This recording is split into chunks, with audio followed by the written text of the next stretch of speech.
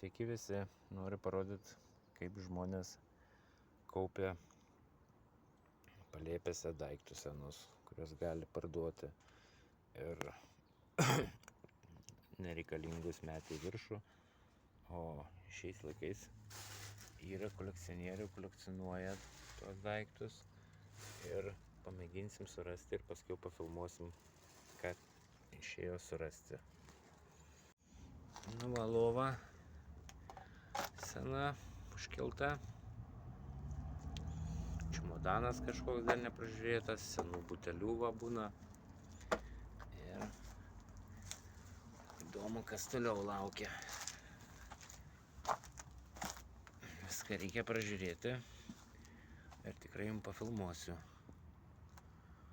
ko čia rasim. Nu, radybos iš palėpės.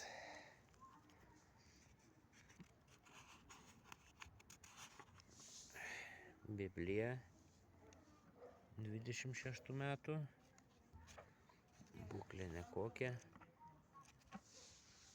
bet vis tiek išsaugota bus. Skiau. Dar viena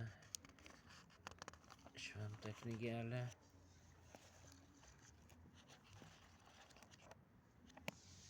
Paskiau kas dar čia pas mus. Dar viena knygutė.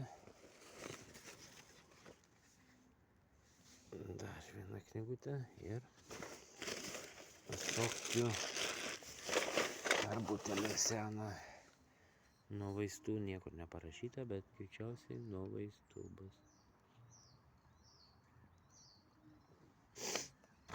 Ir senų fotografijų.